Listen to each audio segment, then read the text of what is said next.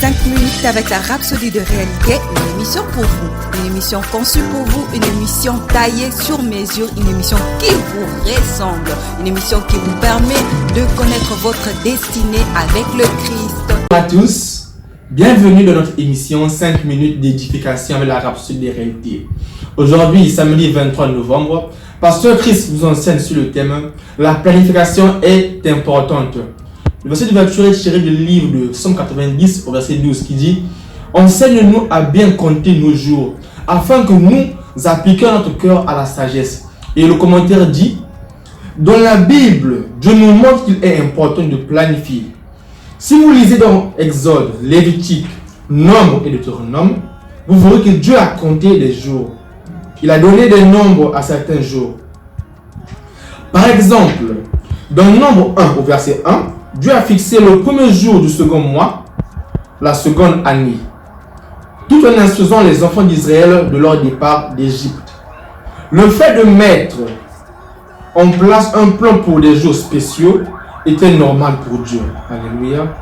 Dans notre verset d'ouverture, Moïse a voulu que Dieu nous enseigne comment le faire. Ainsi, il a dit, enseigne-nous à bien compter nos jours. Il n'a pas dit, apprends-nous à compter nos jours. Le mot compter ici est un mot comptable.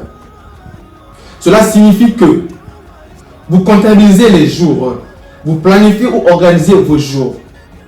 Par exemple, vous dites, le 25 janvier 2020, je vais faire telle ou telle chose.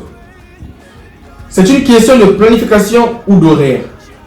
Certaines personnes ne planifient pas leur journée. Beaucoup regrettent d'avoir perdu du temps à faire des choses insignifiantes.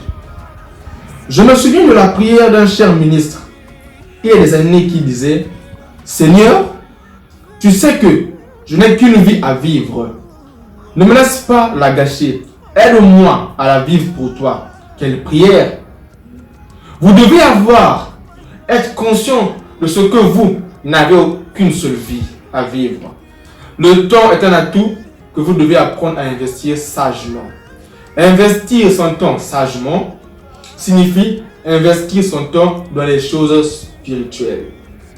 Rappelez-vous, la parole déclare que l'affection de la chair, c'est la mort, tandis que l'affection de l'esprit, c'est la vie et la paix. Romains 8, verset 6.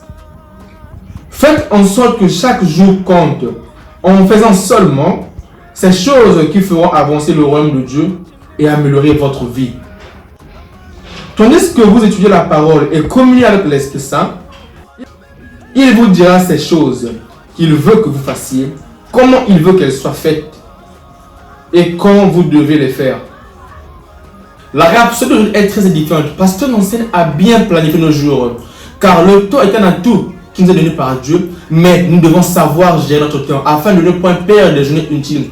Et la meilleure des planifications, c'est planifier ou encore investir notre temps dans les choses spirituelles. Amen. Nous allons prendre quelques instants pour méditer sur cette parole. Oh, Rabo Sakaseke Rebo Chalebro Soto Koribra Anta Rebo Senteke.